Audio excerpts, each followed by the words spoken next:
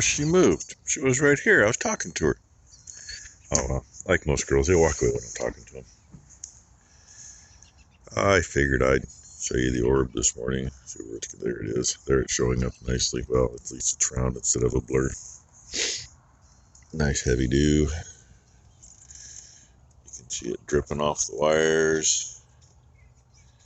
There's some electric water there for you. I figured I haven't been out here to chase any gophers around in a morning or two, so, and they've gotten most of that shortened up, makes it easier. And I got to see if I'm going to leave them out there or not, and figure the day out. Need to start getting some manure out, get a place to put some cows for the winter, and get the calves off and get the bulls off. That sounded wrong. Tough. Get the bulls away from the cows so they can go to their winter home, go on vacation, then be upset because they're not with the cows. Yeah, speaking of bulls, I think you can see who's coming. What do you think, Bam? Huh? Morning, bud. Yeah, pose. I hope that's showing up. Anyway,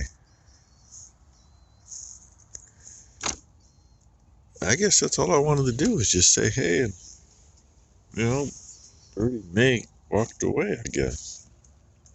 Oh, she's cleared out at the bottom of the hill now. She's the first one going in. Maybe, well, maybe not. There ain't enough out here. There's some up.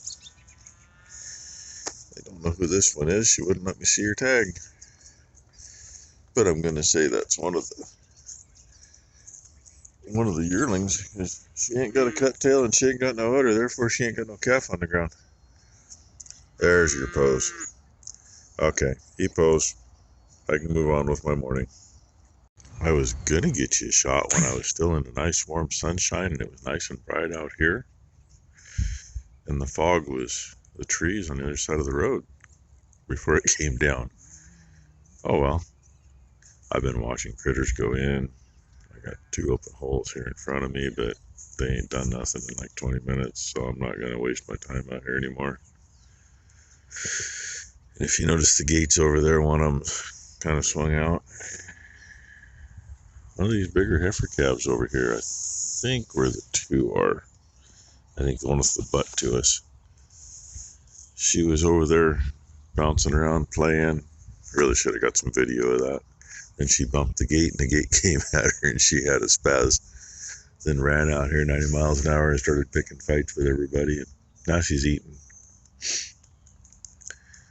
Not too many cows left out here. They all know it's about that time, so most of them are up. Suppose I should go up myself and start feeding, I guess. I haven't been showing you what you're doing today. Yeah, we knew that gearbox was full of water. I don't know why. And it stinks. I'd rather smell afterward than taste it. So, anyway, she got it drained and she blew air to it to help it drain better. And it came out like baby shit, or like a really thick pink batter. Oil and water, yeah. Just took that old fire extinguisher that had gasoline in and flushed it. That's the only thing that cuts that shit. Flushed every way I could through those 2 holes she's flushing through, and now flushing it with diesel to get all that crap out. And she saw a couple of chunks come out, but it's coming out just almost straight diesel. So I'll finish cleaning her up, and I assumed that was a top load box. It's not. It's all through where that cross shaft is. And you gotta thread the holes again too. So I have no idea why it got so much water in it. Probably because it's a plastic vent. Yeah, it's a plastic vent. Yeah, plastic vent pointed down. Oh, we're gonna try to guard it a little better. See if we can get water from getting in it again, and put some fresh grease in, Get out of there. and go from there. Well, she got that gearbox flushed out, filled back up, sealed up, made a mess on the floor. Bucket's got Yeah, probably a gallon and a half of oil, water, and diesel, and a little gas from flushing the gearbox out. Don't complain about chains being loose. They ain't loose enough to take a link out. This one we probably should adjust some. That one can't do too much. I'm trying to figure out how to get this chain lined up better. This should be centered in here. And this is actually over there, but I don't know. I gotta look and see. Maybe we're a little this way, something, I don't know. But it's riding off too far to the side. Should be in the middle. I would let it get a better grip, because right now this side of the chain is wearing into the friction rubber quite a ways, which doesn't help the grip any at all. And it's not like you can do a whole lot of stuff, because that's welded on. Set screws are welded into this. Not sure why there's a cotter key on the outside, because there ain't no way it's coming out.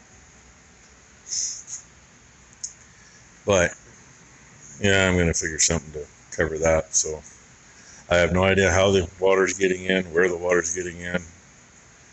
It's got the plate on this side with the shaft. It's got a blank plate on the other side holding the other bearings. Got a seal in there with a plate.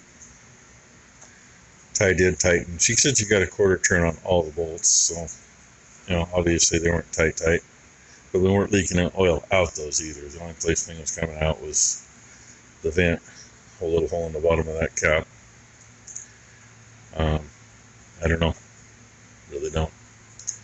And I'm still wrapping my mind around what I can do to this to make it not leak as bad. I'm thinking if I can take this assembly off, hopefully without having to pull the turbine off. It's not light.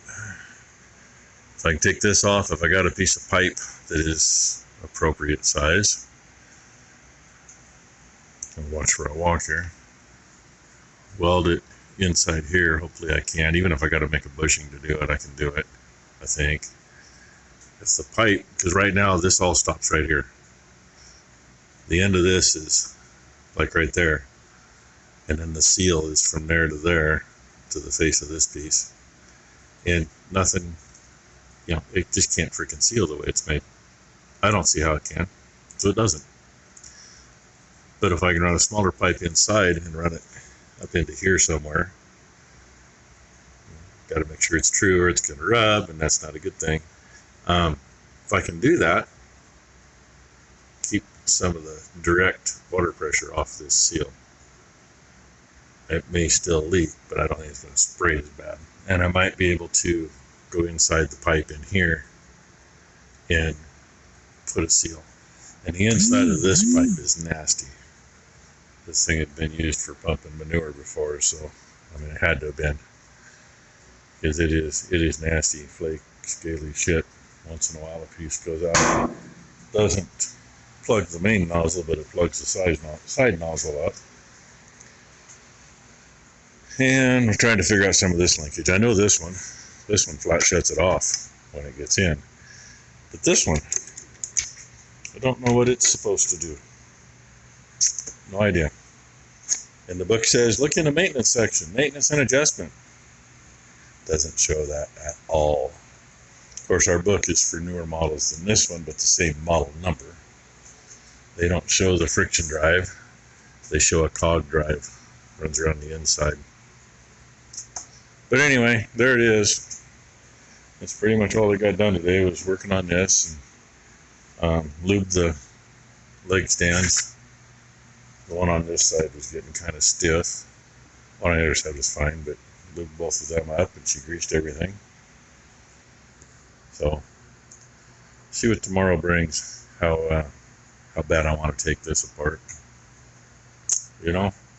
Ty says we took this off before without taking this. I think she's full of shit. I only remember having the whole thing off, and I probably took this off of this. Because once you do that, that's the only thing holding the turbine on. That and the belt. So I'm just wondering, I might be able to tie a rope around it here and tie it back. We'll find out, but I'm not going to do that tonight. I'm going to go in, go in and put a video up for you. And hey, I'm gonna say Thursday's over. Hey, there's the Wonder Book on the irrigation stuff.